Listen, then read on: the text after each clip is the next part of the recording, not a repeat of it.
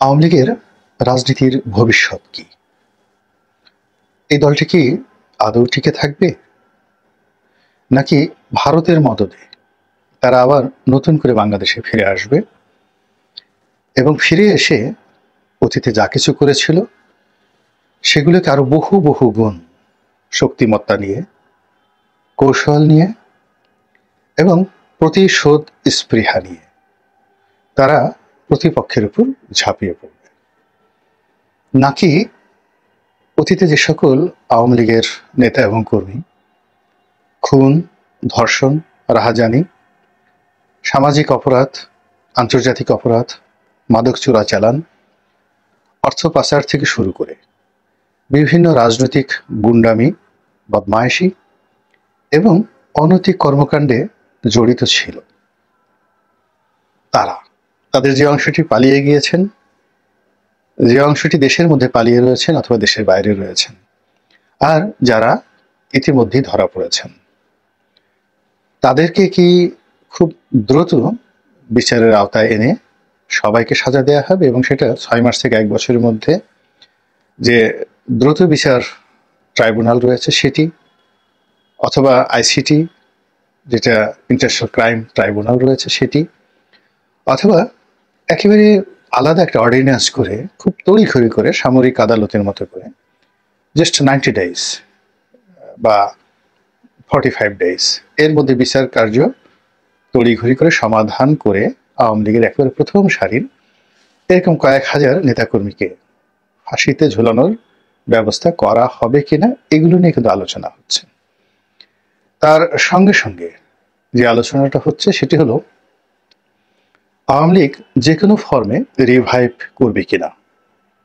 অর্থাৎ এখানে একটা বিষয় কিন্তু প্রকৃতি খেলে বারবার, অর্থাৎ আপনি আপনার প্রতিপক্ষের সঙ্গে যে আচরণ করেন এবং আপনার সর্বোত্তম সময় যেটি যায়, অর্থাৎ আপনি ক্ষমতা, অর্থ, বিত্ত, প্রভাব, প্রতিপত্তি, রূপ, যৌবন, অর্থাৎ জীবনের সব ক্ষেত্রে যখন সফলতার স্বর্ণ শিখর আপনার করায়ত্তে থাকে, তখন আপনার ব্যবহারগুলো প্রকৃতি লিখে রাখে। ইফ ইউ আর গুড, তখন আপনার জন্য একটা নিদারুণ ভালো পরিণতি অপেক্ষা করে দুনিয়া এবং আখেরাতে। এবং if you are bad, worst, অর্থাৎ আপনি ক্ষমতা পাওয়ার সঙ্গে সঙ্গে পিতামাতাকে ভুলে গেলেন, প্রিয়জনকে ভুলে গেলেন, আপনজনকে ভুলে গেলেন, এমন একটা অকৃতজ্ঞর যে ভাবভঙ্গি নিজের ব্যক্তিত্বে ফুটিয়ে তুললেন, যেটি আল্লাহ রাব্বুল আলামিন কোরআনে খুব চমৎকারভাবে বলেছেন যে তার বান্দারা মানে আমরা যখন বিপদে পড়ি তখন আমরা খুব কান্নাকাটি করি, এত বেশি কান্নাকাটি করি যেটা ভাষায় প্রকাশ করা যায় না। এবং আমাদের কান্নাকাটির কারণে মহান আল্লাহ রাব্বুল আলামিনের যে দয়া এবং তার করুণার যে সাগর, সেখানে জোশ এসে যায়। তিনি জানেন আমরা কি করব, তারপরও তিনি আমাদেরকে ক্ষমা করে দেন, শুধুমাত্র এই পৃথিবীতে দৃষ্টান্ত স্থাপন করার জন্য।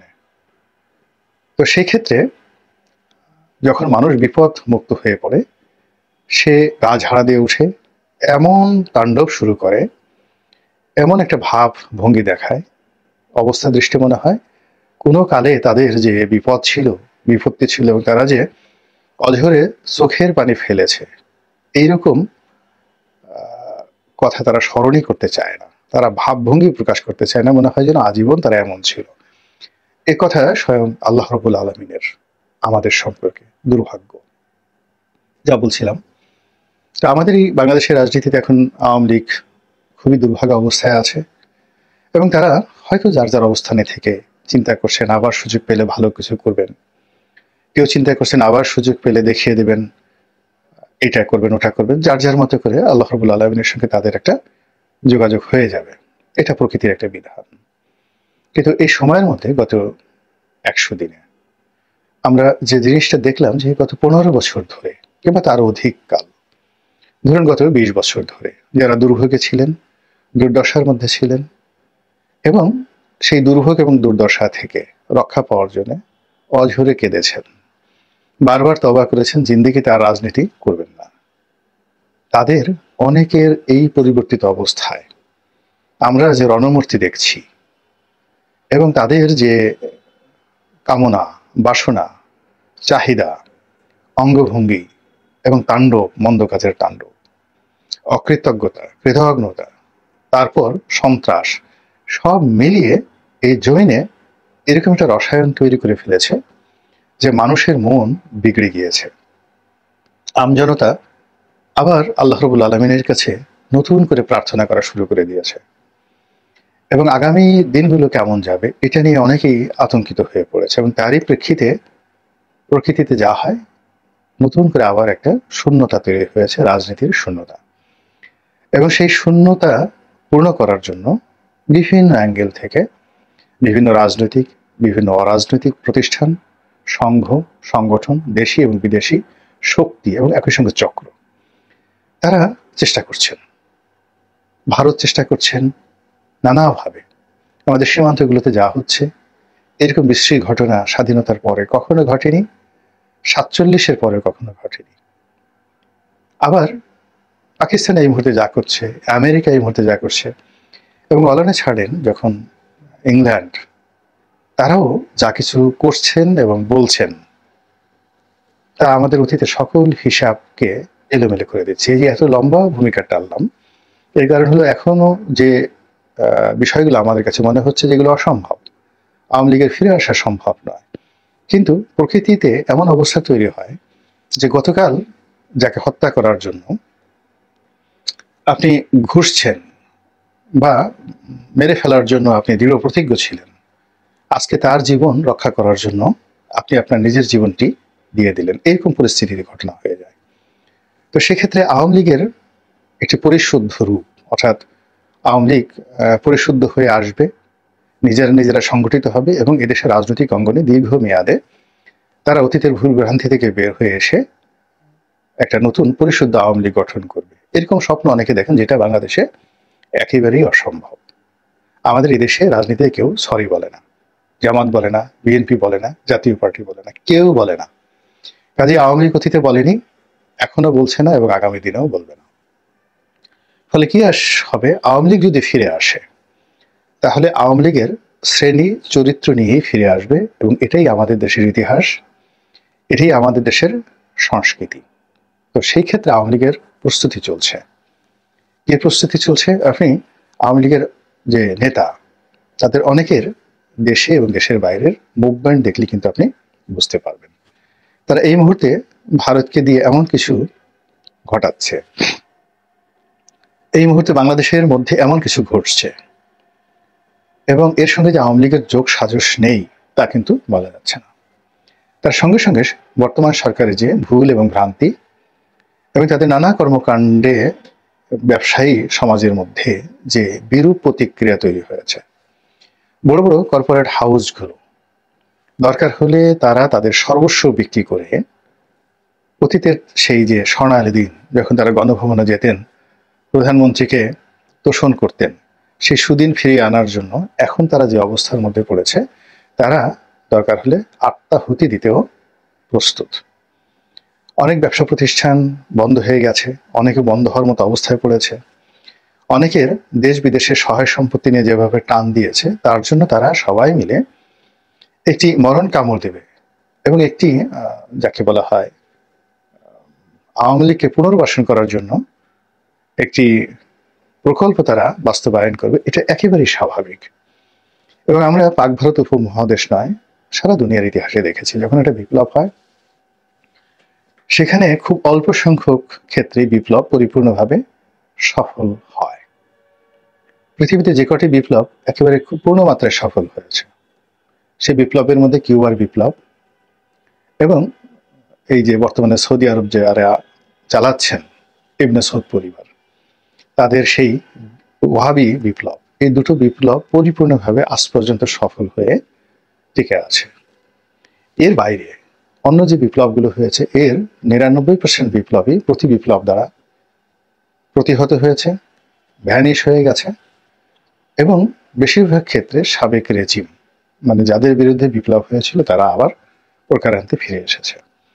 তো আওয়ামী লীগ এই বিষয়গুলো, তারা বাংলাদেশে এখন যারা আওয়ামী লীগকে ভয় দেখাচ্ছেন, তাদের সাথে 1000 গুণ বেশি বোঝেন, জানেন, এবং তাদের সেই 1954 থেকে 1954 সন থেকে আজ অবধি বিরূপ পরিস্থিতি মোকাবেলা করার অভিজ্ঞতা আছে, বিরূপ পরিস্থিতিতে টিকে থাকার জেনেটিক জিনগত যে বৈশিষ্ট্য, এটি আওয়ামী লীগের রক্ত, মাংস, অস্থি, মজ্জা এবং মস্তিষ্ক একেবারে পাকাভুক্ত হয়ে গেছে।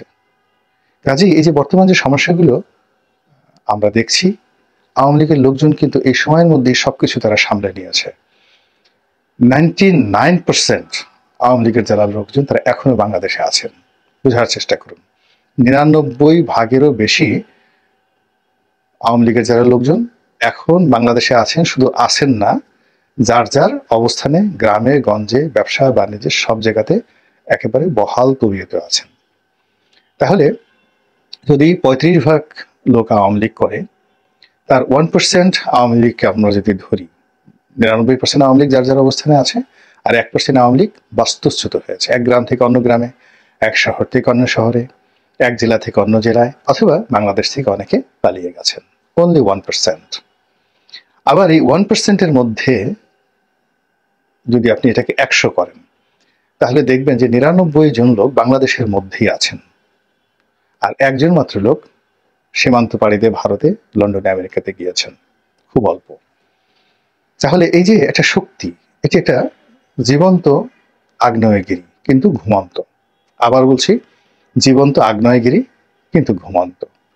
সেটাকে মোকাবেলা করার জন্য যে পরিকল্পনা দরকার, যে জনপ্রিয়তা দরকার, যে সাংগঠনিক শক্তি দরকার, যে শুভ কর্ম দরকার, এটি ডক্টর মোহাম্মদ ইউনূসের সরকার একেবারেই করতে পারছে না, বরং উল্টো করেছে।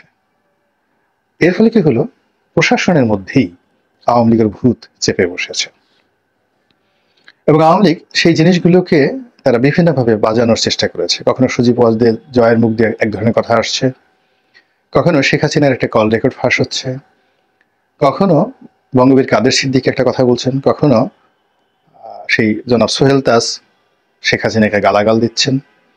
এবং আপনারা জানেন অনেক কিছুই রাজনীতিতে হয়। এই রাজনীতিতে যারা ক্ষমতায় থাকেন তারা টাকা দিয়ে প্রেস ক্লাবের সামনে অনেক লোককে দাঁড়িয়ে দেন যে আমাকে গালাগাল করো, অকথ্য ভাষায়, অশ্লীল ভাষায় গালাগাল করো, এবং এটাই রাজনীতি। তো কাজে যারা শেখ হাসিনাকে গালাগাল করছেন খুব অশ্লীল অশ্রাব্য ভাষায়, আওয়ামী লীগকে যারা গালাগাল করছেন এবং শেখ হাসিনার পরিবর্তে ডক্টর ইউনূসকে ত্রাণকর্তা মনে করছেন, ওর মধ্যে যে বা ওনার মধ্যে যে শেখ হাসিনার ভূত নেই, একথা কিন্তু বলা যাবে না। তো সেই দিক থেকে শেখ হাসিনার যারা লোকজন আছে তারা একটা ডেডলাইন দিয়ে রেখেছে, সেটি হলো ডোনাল্ড ট্রাম্প 20 তারিখে ক্ষমতা লাভ করবেন, এবং সেই 20 তারিখের পরে আপনি দেখবেন কত দ্রুত তারা মাঠে নেমে যায়। এবং সেটি এখনো অনেক সময়, এর কারণ হলো পুরো ডিসেম্বর মাস এবং জানুয়ারির 20 তারিখ। এই সময়টি যদি ইউনূস সরকার এবং তার সমর্থক যারা রয়েছেন তারা এই আওয়ামী লীগের এই 20 তারিখের পরের যে ডেডলাইন, এটাকে মোকাবেলা করার জন্য প্রস্তুতি নিতে পারে, তখন এক ধরনের সমীকরণ রচনা হবে। আর যদি তারা ক্রমশ এখন যে দুরবস্থার মধ্যে আছে, তাদের এই দুরবস্থা বাড়তে থাকে, হানাহানি বাড়তে থাকে, ব্যর্থতার পরিমাণ বেড়ে যায়, তাহলে আওয়ামী লীগের যে ডেডলাইন, এটি 20 তারিখ থেকে এগিয়ে 20শে ডিসেম্বর যে হবে না, এই কথা আমি এখনো বলতে পারছি না। আল্লাহ আমাদের সবাই